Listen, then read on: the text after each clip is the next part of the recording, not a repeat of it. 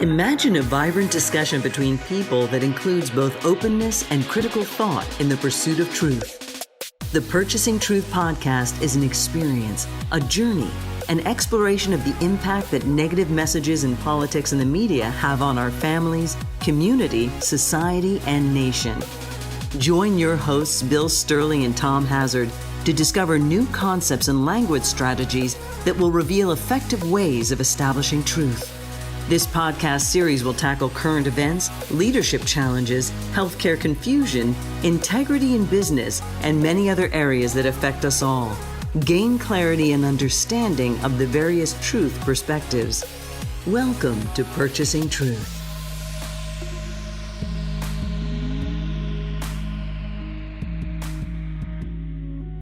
Welcome back to Purchasing Truth. I'm Tom Hazard, along with your host, Bill Stierle. And you know, Bill, there's some very interesting news that came out of Great Britain, and I think we need to understand it in order to take a really good look at what is happening in contrast to what's happening in the United States. So, if you'll allow me, I'm just gonna read this this news. So the news is, in Great Britain today, Prime Minister Boris Johnson, the country's conservative party, faced a serious challenge to his government when a report revealed failures of leadership and judgment, that was in quotes, failures of leadership and judgment, by Johnson in attending 12 parties that ignored the country's strict lockdown rules. Johnson had downplayed the events, but now they've been confirmed. And even much of his own party appears ready to abandon him. This is the really important part. Appalled that he apparently considered himself above the law. In a leader, one member of parliament said, honesty and decency matters. Right. And that last part is also, quote, honesty and decency matters. And I'm like, I'm reading this and I'm like, whoa, that is refreshing, that honesty and decency still matter somewhere in a democracy.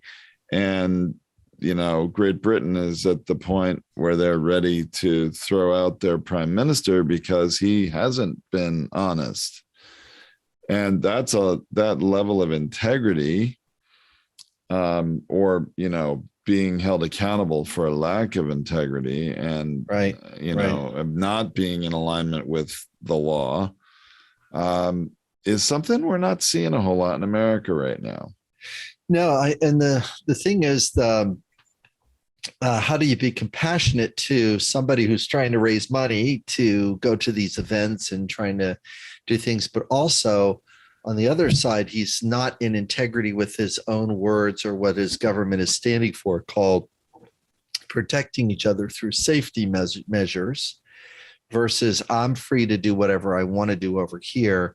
These rules only apply to the masses. It doesn't really apply to me or the elites or whoever that they're doing. And we have our version of that here, the people at Fox can be, 95 or 97% vaccinated inside their experience, yet they can go on air and talk badly about vaccinations, right? So that's not congruent integrity wise. It's not in alignment with, the message is not congruent for what their behavior is. Human beings promise things they can't keep. Have you ever promised something to your kid that you couldn't do? Oh, I'm sure. Yeah, sure. We'll leave here in 5 minutes. And then it's an hour later, Dad, we weren't, whatever. Yeah. Said we're going to leave, I've been waiting here, All right. So human beings have to do something around integrity when we got stuff coming out of our mouth. And integrity is a kind of really unique kind of need because it has two parts to it. The first part is that whatever comes out of our mouth, our feet do. So if I say I'm going to do it, I'm going to do it. That's part one. Part two, unless a greater need shows up that knocks the first need out. So I could say I'm going to drive over to my friend's. I'll be there at 5. And then my tire gets flat, and then I got to spend, a couple of hours to fix my tire. And that's what a person would say is a reasonable reason why the need for integrity could not be met. Now, there's a scale, what's reasonable and what's not. Well, I had to take care of these other things, but wait a minute, you things this, there's a scale here, and there's a lying piece on one side of it.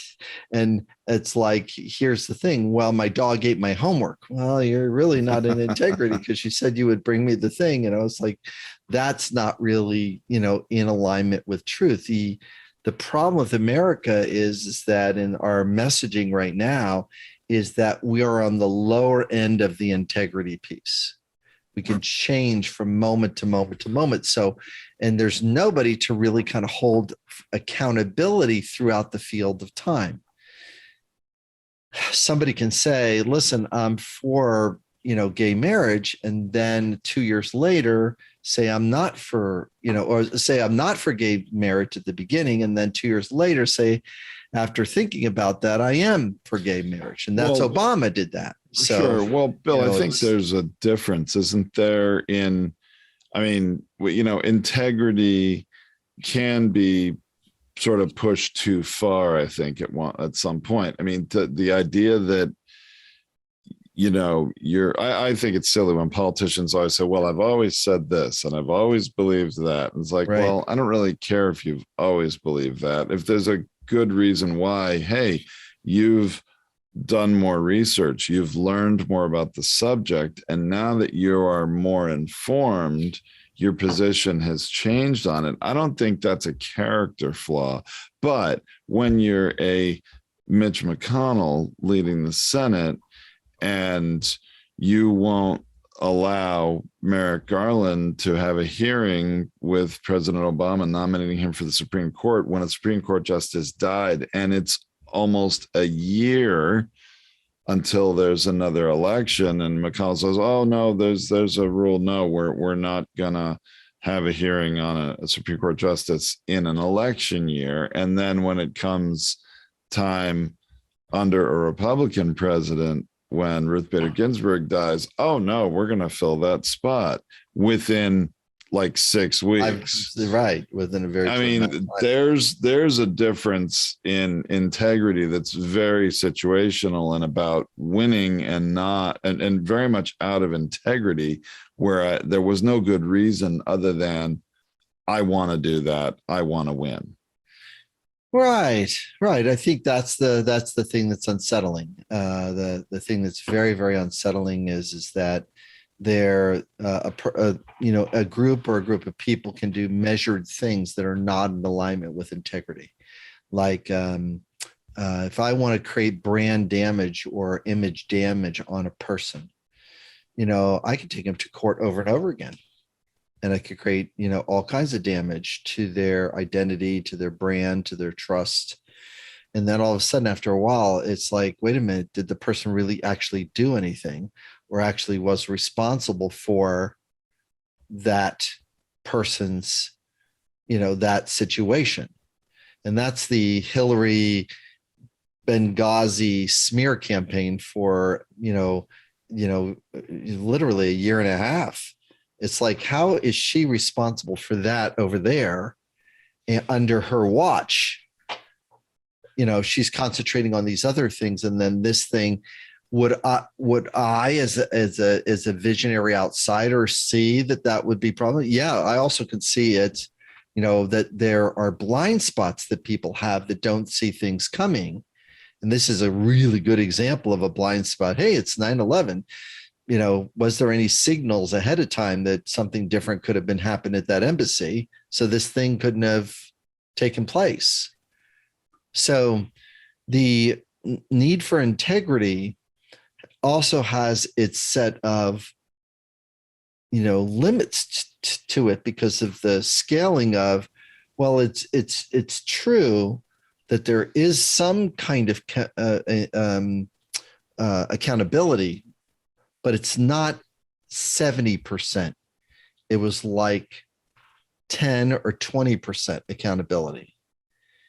And when a politician flips on a major value that they made over the years, well, I can understand the morals of Bill Clinton being taken on by a younger Lindsey Graham saying, if I was the other side, this thing would happen. And then all of a sudden, as soon as his guy is worse than the other guy was, oh, yeah, it's not a big deal anymore. It's not a big deal because in the field of time between those 2 points in time, our society's changed a bunch.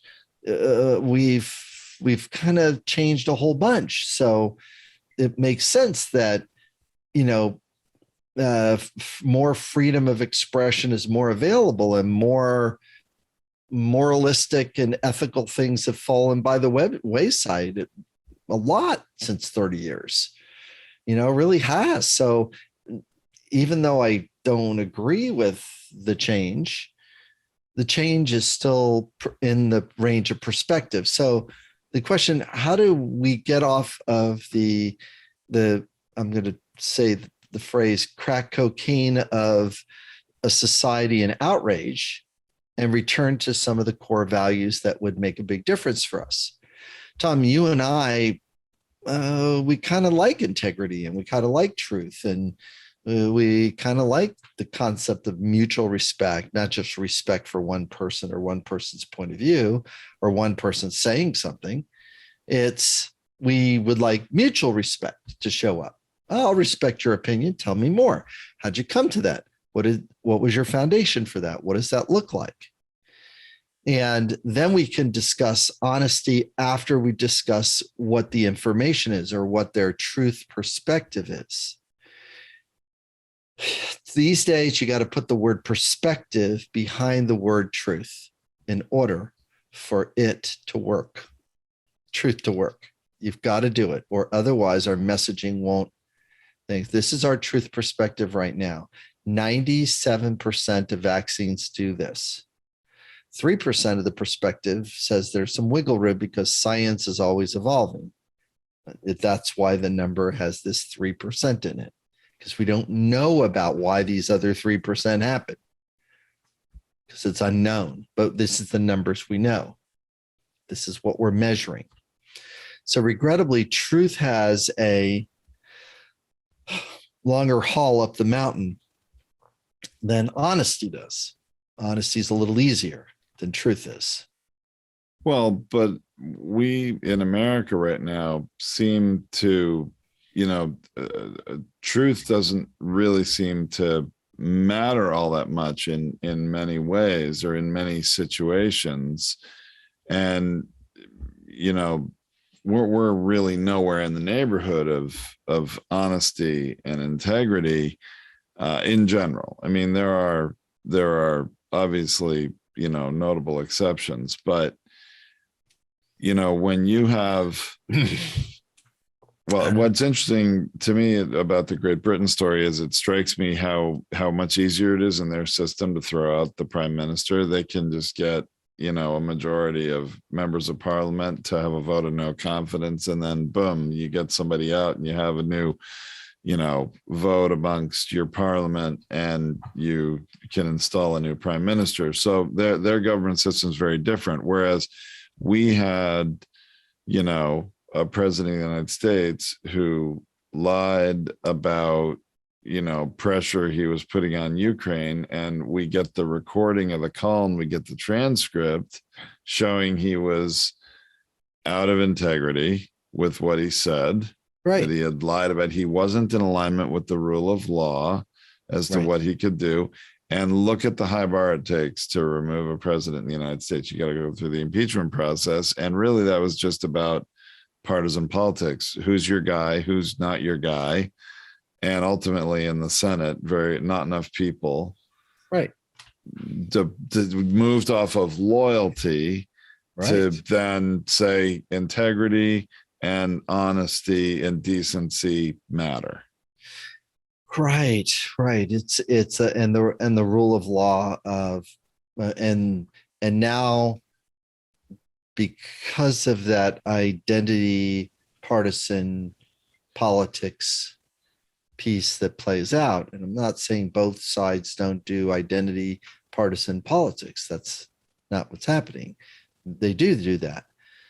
It's where are our values and where are our needs going to be stood up for? And this is what integrity would look like.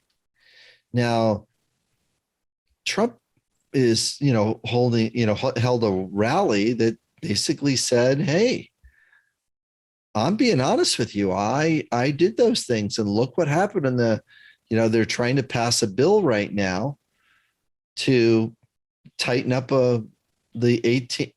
He didn't say tighten up. He said they're passing a bill that proves that Mike could have did X, Y, Z. Oh, that Mike Pence could have installed an alternate slate of electors. This is coming back to the electoral college. The answer is yeah.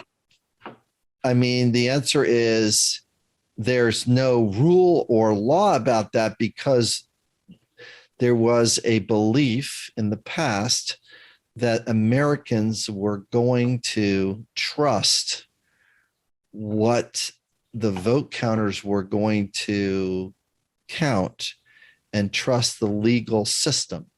Right now, we have many people in America that do not trust the legal system, and that's where the damage is. The legal system has damage to it. So what do you do when the legal system has damage to it? You create new laws to make it so that the legal system doesn't have as much wiggle room in it. Because now you've got to legislate things like integrity, truth, and respect, and you're legislating stuff that we used to go like, we're doing the peaceful transfer of power and we're extending trust, and we're being tough on election laws. I mean, we're going to be honest about election laws. We're not going to be prohibitive with election laws. And that is what is happening right now. Is there's a movement of prohibiting or limiting or making it only these certain ways, and the states get to decide on what those certain ways is. And in other words, well, that means that state gets to discriminate against their people. I don't think that's the United States. I think it's the, Well, it remains to be, It remains to be seen what will happen there, but definitely Congress is looking at the Electoral Count Act, which is, I think, the actual law that they're looking to put some more guardrails up there to prevent what they realize now could have so easily happened had Mike Pence put loyalty to Donald Trump above loyalty to democracy and America and our rule of law. It could have happened. So now you're right. Trump spoke this last weekend and he's saying, hey, they found out, Pence could have done it. He could have done it. Well, he could have. It doesn't mean he should have. It doesn't mean it would have been the right thing to do. It doesn't mean it would have been in alignment with honesty and integrity and the law and all this other stuff. But could he have done it? Yeah, apparently he probably could have. And then the other thing that's just sort of mind-boggling that came out of that speech from Trump this weekend is he's talking about how, if he runs, which you got to love the uncertainty there, Bill. If I run, he's the king of uncertainty. And he is the best sales marketing person ever. He can sell anything he wants, whether it's vodka or steaks or any. It's a little unsettling that he just needs the next thing to sell. And he doesn't have any bandwidth to sell anything right now. So he keeps selling the thing that's in front of him, which is the big lie. That's what he's selling. Well, he's selling that, and he's selling he's selling himself to remain on the front page, if you will, of every newspaper and, journalist website in the country as often as he can. But he's like, if I run and if I win, then all these people who attacked the Capitol, who were treated very unfairly, and here's where he brings fairness into it, right? That some people's need for fairness. All these 750 people that have been charged with a crime for, January 6th, he says, I'm going to pardon them all, or I might just pardon them all. We'll just have a lot of pardons, and those people that have been treated unfairly. So now he's undercutting the rule of law, saying that they've been treated unfairly. Really? I don't know. There's an accountability piece for people's actions that is not a need that's not being met there if you do that. Yeah. But so let's talk about that specifically. So what do you say back when you get a person, and this is really very, very important regarding the First Amendment, the right to the freedom of speech. Freedom of speech means you get to say whatever you want, and because we want the ideas out in front of us. We don't want people to push them inside and go around the rule of law. We'd like it in front. We want to know where people stand. We want the people to express themselves fully, and then when they are expressing we want to weigh in on that value in that field of time. Like, you go back in the field of time years and years ago, there's a lot of horrific things that were legal. It's terrible. The low-hanging fruit of slavery. That's sure. Right? So there's a lot of things that were legal until they weren't. Until they weren't. And that means the society is saying, okay, we have freedom of speech, and you have freedom of, to say what you want. But you don't necessarily get to take another person's right away while you're doing that freedom of speech. So if there's a law that is in place that says, wait a minute, you can say what you want, but if what you want is affecting or is running up against the law, you could be in trouble.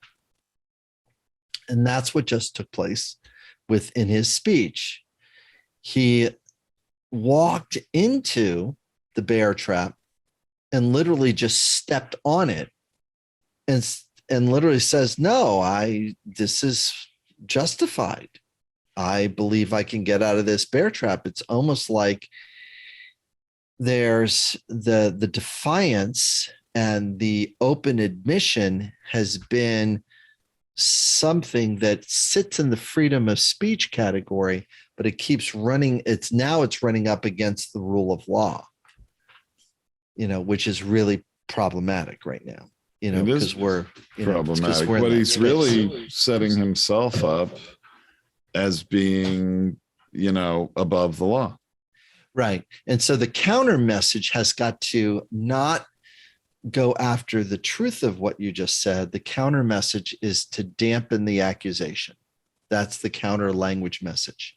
See, we want freedom of speech, so we don't want the guy to shut up, actually.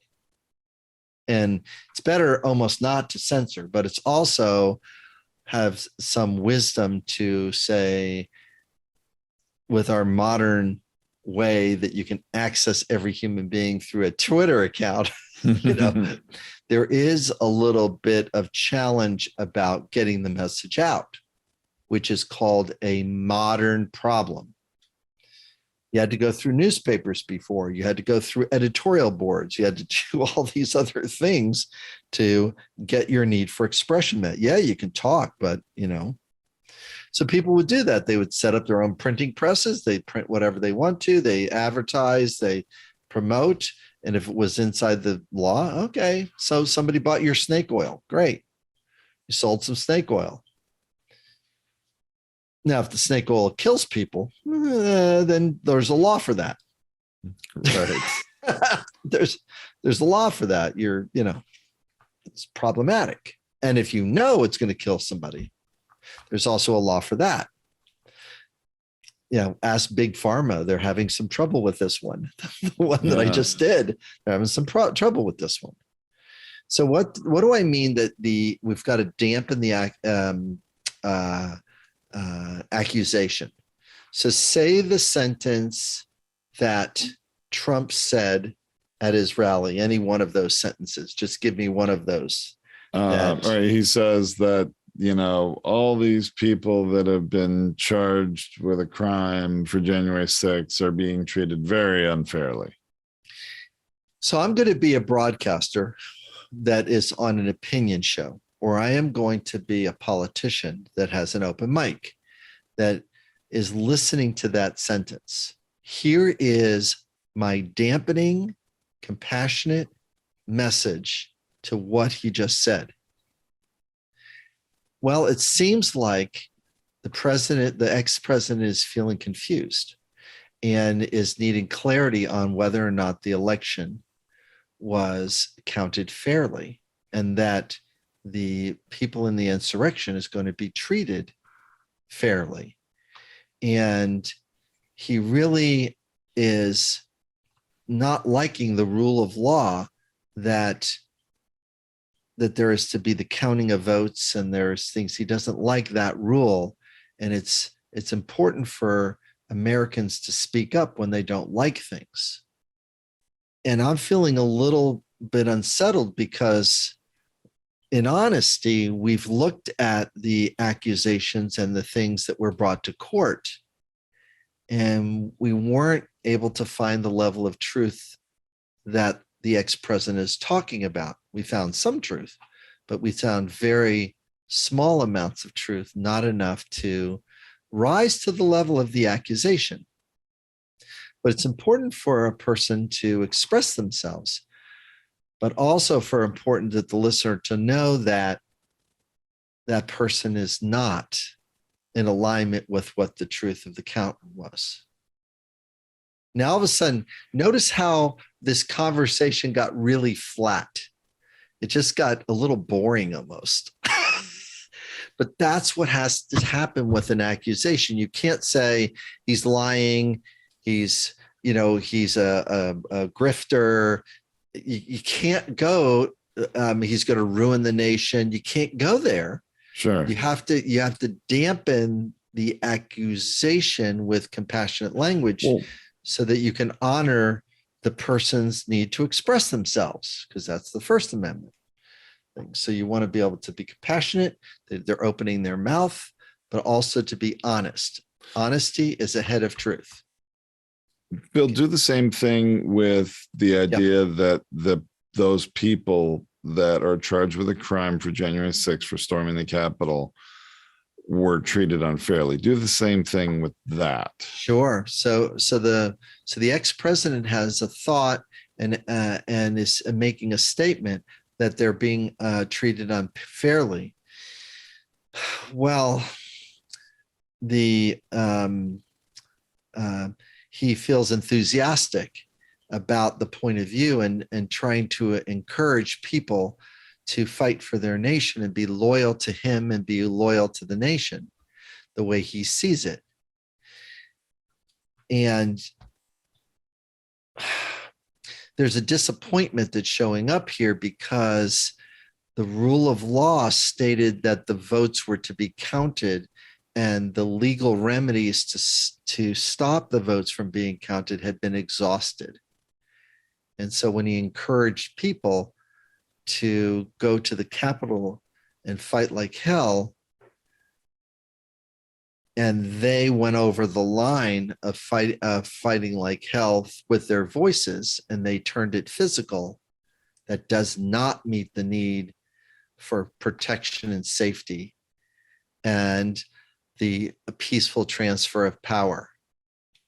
Even if the person believes that an election was stolen and sold that the election was stolen, it doesn't mean that they can physically take that action during a peaceful transfer of power. Now, notice it dampened, and fairness under the law actually looks like this. Yeah, it looks like people that commit violence and break other laws, even if you think maybe laws weren't broken and votes weren't properly counted and there needs to be accountability there, it doesn't mean that you are excused from breaking other laws trying to have your voice heard. Right.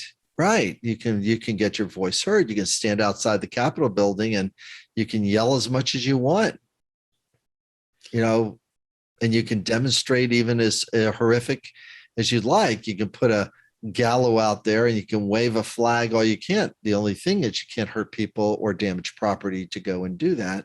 And if we watch you doing that, there's some laws for that.